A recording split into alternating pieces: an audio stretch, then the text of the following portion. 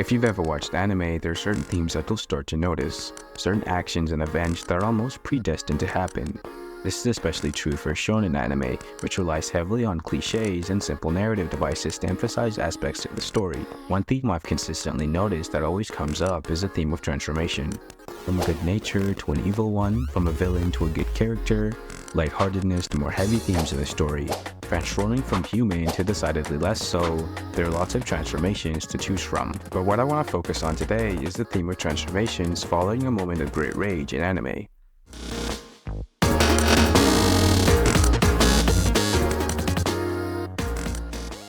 Rage as a catalyst has always been important in anime, when a character needs a push to the next level and that moment of rage gives it to them, or perhaps it's the death of a loved one or the loss of an important object. Whatever the case is, this rage acts as a catalyst for something important to happen, something to change in these characters and maybe even change the world around them. Let's take a look at some iconic rage moments across a couple different anime series and analyze the physical, emotional, or psychological transformations that occur.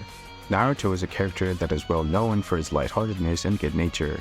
Despite his bad upbringing, he always tries to stay positive and always tries to bring others up. But Naruto didn't have a defined path in the beginning of the series, and we see this in the first arc as his character begins to slowly form. A vital moment for this transformation was Team 7's fight against Zabuza and Haku. Team 7 took on a mission that they couldn't really handle, that to exterminate the demon of the hidden mist, Zabuza, and his partner Haku. Before this fight, Naruto didn't really understand how dangerous the ninja world was, and didn't know how scary fighting in real combat would be. This encounter taught Naruto that the life of a ninja was really dangerous. Despite his upbringing, Naruto has always been confident, always refusing help. Fighting against Zabuza and Haku destroyed his self-confidence. As he saw the supposed genius Sasuke struggling, he saw Kakashi trying to hold his own, and Naruto himself was struggling with his inner demon. And after he unleashed it, Naruto's resolve and worldview had changed. Naruto was slowly realizing that no matter how strong he was, he couldn't do everything by himself. He needed help. He needed the cooperation of Team 7. And also, this moment helped Naruto find his ninja way. It shattered his notion that the world was black and white. Naruto, who had never really explored outside the Hidden Leaf before, thought that Zabuza and Haku were evil and needed to be defeated. He was a child, so this makes sense, but his encounter with Haku shattered his childlike notions. He learned that the world was complex and people had goals and dreams just like him. They were human, they loved, they dreamed, and they hoped just like him. Zabuza wasn't as unkind as he seemed, and when Haku said, "When people are protecting something truly precious to them, they can be stronger," Naruto realized that Haku was so strong because he wanted to do everything he could to protect Zabuza. At this moment, Naruto finally understood human nature, that it was complex and there was always more than meets the eye. Naruto realized that everybody can change and the morality wasn't as clear-cut in the real world, and there was always the possibility of redemption. This is why Naruto never gives up on Sasuke and always believes in the good in him. Ichigo is the main character in Bleach. He's known for his good heart and willpower. Whenever he sets a goal, he will achieve it no matter the cost.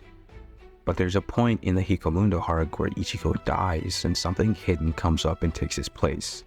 As Ichigo lays there, not on the verge of life and death, but actually dead, he hears Orihime call out his name, screaming for Ichigo to help her. Hearing her call his name, Ichigo wills his body to stand up, because he will always protect her. He will never fail in his goals. But when Ichigo stands up, it's not him. It's a new holified form, and in this new form, he has no will, just pure instinct. And so in this state, he sweeps Orihime away, seemingly uncaring about her well-being. It's a bit hard to see the after effects of this rage moment in the series, as Ichigo has had moments where his inner hollow is taken over before, and it's not even the first time that he's accidentally hurt a friend.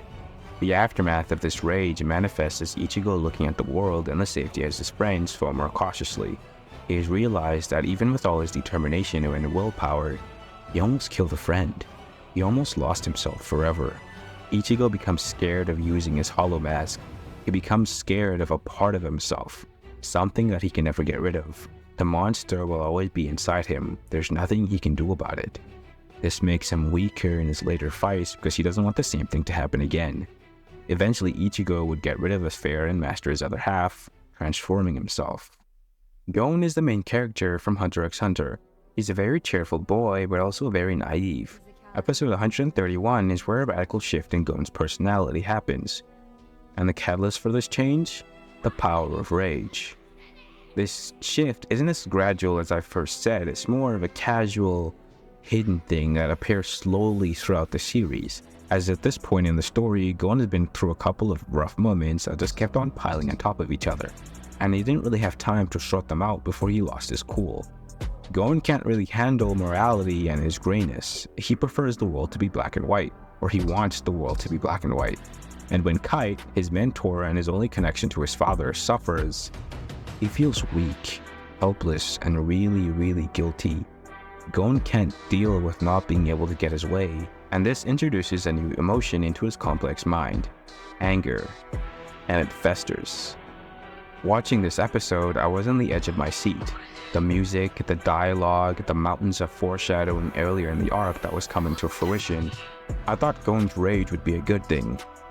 The determination that we come to see typical of shonen protagonists would shine through and help him beat the bad guy. But that resolve turned into something destructive, something full of hate. All I wanted to see was Gon beat the bad guy, but as the moment went on, all I felt was emptiness and a profound sadness for Gon. His extreme rage and grief had pushed him into doing things that some would consider madness. Because to attain this power, Gon sacrificed everything. He sacrificed his life to draw out his full potential. This scene is laid out beautifully. Gon's overwhelming anger and sadness and Pito's death combined with Killua slowly realizing what Gon has done. This transformation takes away the naive, innocent boy, and the anger that has been slowly festering has fully taken over, and Gon will never be the same. This moment helped Gon fully realize that the world doesn't always go his way, and heavily reevaluated his stance of morality. Moving on, here are some more moments in anime where rage acts as a catalyst for a transformation. Thorfinn's hatred of Askeladd profoundly transforms his character. Obito's rage after Rin's death is what fully transforms him into a villain, and Guts' anger during the eclipse. These rage moments in anime all act as a vector for transformation of the character and the world around them. Often, there's an inner strength or latent ability that is unlocked after experiencing a rage. And when you think of anger and transformations, there's obviously one character you instantly jump to, Goku. The impact of his transformations are far more literal. He unlocks a newfound strength and new abilities to help him save the day. His power levels jump, and there's a physical transformation in the form of a Super Saiyan. But enough about shonen. Let's talk about the rage that exists in other genres of anime, and the transformations that come with that. In the absence of an actual power-up, the effects of rage is most felt in an emotional toll, relationships, morality, and mental well-being. Anime like Serial Experiments Lain, Elfen Lied, Dororo, Neon Genesis Evangelion, Akame ga Kill, Mob Psycho 100, Tokyo Ghoul, Darwin's Game. All these animes showcase the emotion and psychological after effects of rage. Even across different anime series, there are patterns and differences in how different anime characters handle transformations triggered by rage. Characters are forever changed. Some become more aggressive over time, some fall into a deep depression, and some want to laugh more. There are others who strive for redemption or seek a balance with their newfound power and inner turmoil. But there is one thing they all have in common. They are all transformed. The narrative and recurring themes are often of redemption and personal growth. They all grow and develop in some way with rage as their catalyst. This transformation brought on by rage gives the characters an insight into their own mind, highlighting moments of reflection, remorse, or acceptance that contribute to their overall character arc. And of course, when the characters are profoundly changed, the narrative and plot progression changes as well. Like moths to a flame, they'll influence others, change roles in the story, develop, strengthen, and even disregard relationships with other characters. Have you ever been profoundly transformed after a moment of rage? Have you seen this kind of rage-driven transformation before in your favorite anime? Please share in the comments. Thank you for watching. All there is to say is... Bye bye. Sayonara. 僕は田舎に